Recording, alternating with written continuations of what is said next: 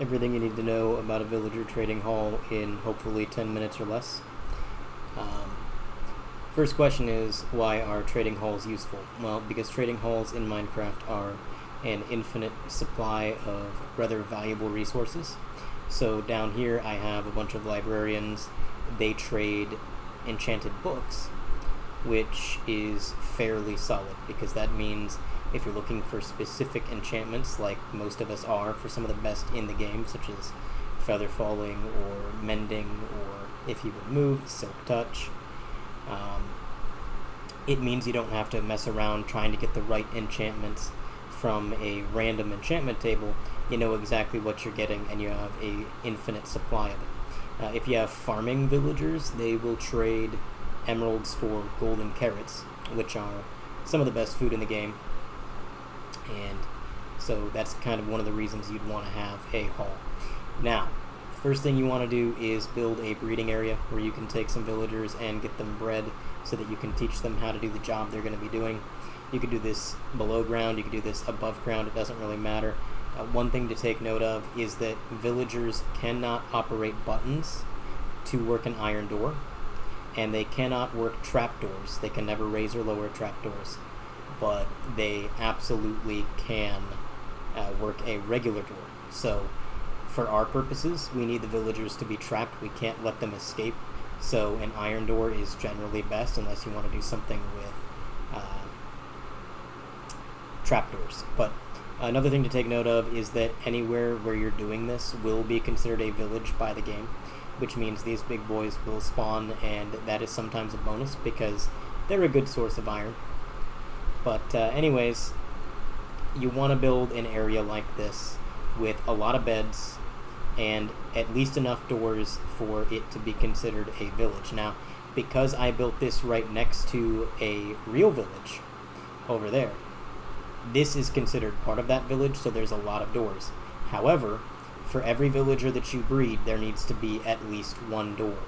So this little area only has 3 doors total. You may need more than that. You can place them down anywhere, it doesn't matter. You can just put them in the middle of the floor. But there just needs to be a door for every villager. As for how you're going to get the villagers to the breeding area, you are going to use a minecart and a rail.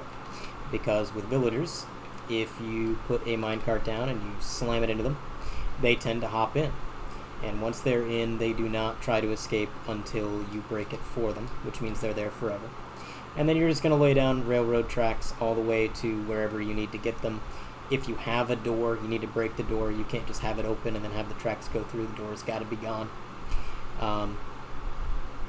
Once you have 2 villagers in there, you can stop doing that and you can start breeding them. Breeding villagers is a little bit different from breeding regular mobs. The way that you're going to breed villagers is you are going to take crops that you grow, things such as bread or carrots or anything else, and you're going to throw it on the ground near them. They're going to pick it up, and once you've given them enough food, they will breed sometime around sunset. I have time frozen for the purposes of this video, so that's not going to happen, but they will breed, and then you're just going to repeat that process. I think you have to give them 6 bread per villager, and each food has a different value.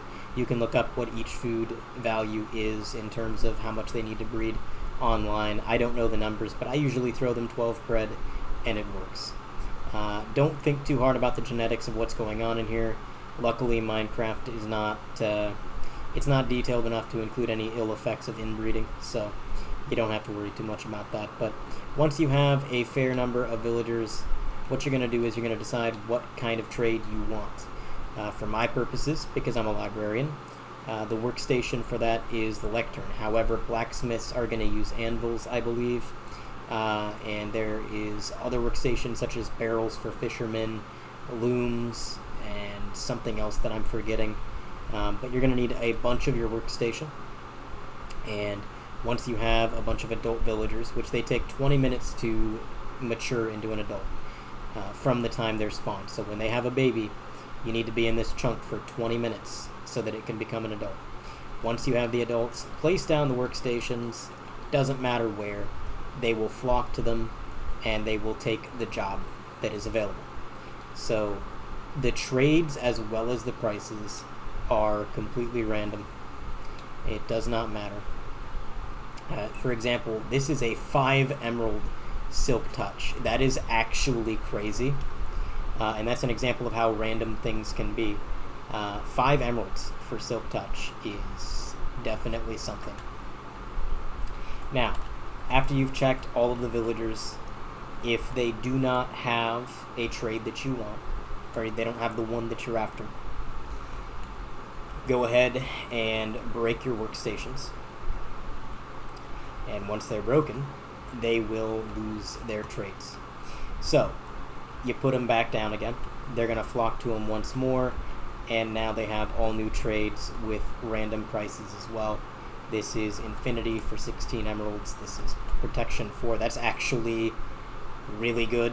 And so this is a good way for me to explain when a librarian has a trade, or when any of the villagers have a trade that you want to lock in, just make a trade with them one time, right?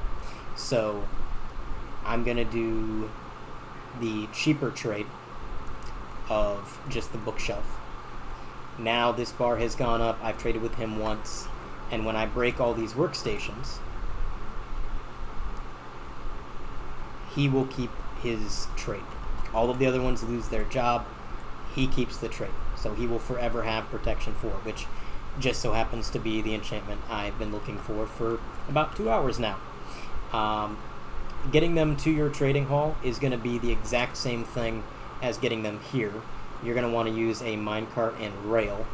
Now, I actually have a mod for Minecraft that allows me to put the villagers on a lead. That is a quality of life mod that if you're playing on Java, I highly recommend, because it's so much easier to get your villagers where you want them to go than trying to fiddle around with the rails and the minecarts and all of that. So, once you have that settled out, you can take them down to the hall. I do want to point out real quick, if you ever see a villager that is dressed differently from all the rest, he's wearing a different color robe or just different clothes in general, depending on what biome it is, that is a nitwit. Nitwits cannot learn a job. So you can put down a lectern all day long. He will never become a librarian. You may have to kill a few nitwits to call the herd. To do this, you have to use lava. Okay, if I take an axe and I cut this guy's head off, believe it or not, these guys are going to be pissed at me. And as a result, they will raise their prices for a very long time. You will lose rapport with the villagers if you commit manslaughter in front of them. However, if you dump lava on a villager, that's considered an act of God, even if you're the one that poured it. The villagers have no reaction to it whatsoever. They don't care. So you can burn a villager to death with no side effects. Just make sure you don't kill the ones that you're actually trying to keep.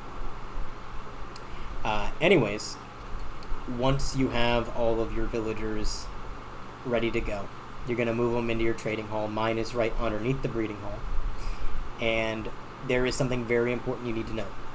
When a villager has trades, eventually, if you do the same trade over and over and over again, it will run out of that trade. It'll have to restock. To restock, it needs a workstation that it can physically touch. So you need to make sure that you put a workstation in his stall, and you need to make sure that that's the workstation he's linked up with. And to do this, you need to just put the workstation down, and as soon as you put it down, you should see green particles appear out of the villager. If you don't see the particles, destroy the workstation, put it back down, try again. Because what can happen is there might be a lectern over here in this building, and that villager in that stall, it has a very wide range, and so it could theoretically connect to a lectern in here. The problem with that being it can't physically touch it because it's stuck in its stall, so it will never restock its trades. You have to make sure that it's connected to the right workstation. It's just a matter of trial and error, doing it over and over and over again, just like the rest of this process. And the final thing that I want to note is villager safety. Now you're probably wondering why I have these trapdoors here. It's not just to keep the villagers in. it's also to keep baby zombies out, because baby zombies can actually fit through one block gaps. So I've got these curtains from a block mod, and the gap between the bottom of that curtain and the top of this block is one block. So a baby zombie could very easily climb over this wall, even if I had a full block up here, and get in. We don't want that. So my solution was to put trapdoors here, and again, villagers can't interact with them. And once you have no possible opportunity for the baby zombie to get through, your villagers are safe. Just make sure it's lit up, make sure there's no gaps, and make sure your villagers can't escape. I like to put signs up on the stalls that tell you what they're selling and for how much. I might know where everything is, but not everybody on the server is going to. My friends might not know. One last tip. I know I said 10 minutes or less, and now we're at 11 minutes, but one final tip is that as the prices are random, you need to decide how picky you want to be. Now, you saw up there, I had a Silk Touch trade for 5 emeralds. That's really cheap. However, I'm okay with Silk Touch or looting, for example, being a really bad deal or being really expensive, because these are enchantments you're probably only going to buy one time, right? You're only going to have one Silk Touch pickaxe, you're only going to have one looting sword. You're not going to be buying it that frequently. However, something like mending, you're going to be buying this multiple times. You're buying it for all of your tools, all of your armor, your elytra, so on and so forth. Make sure you get a cheap mending. You know, whatever trades you're going to be doing the most. Just if I got a mending, right? A lot of people, the first mending that they get, they're like, okay, I have mending, and they could be asking 50 emeralds for it. Don't do that. Get a cheaper trade if it's one that you're going to be doing a lot, and only tolerate an expensive trade if it's something like this, where it's efficiency 5, which is a very rare trade. It's the highest level of efficiency, and it's something that you're probably only going to buy a time or two for 2 different tools. You can tolerate it then, but if it's one that you need a lot, don't do that. Make sure you get a cheaper trade. Anyways, that's everything you need to know about villager breeding stations. They are pretty crucial on any survival world, and that's how you do it.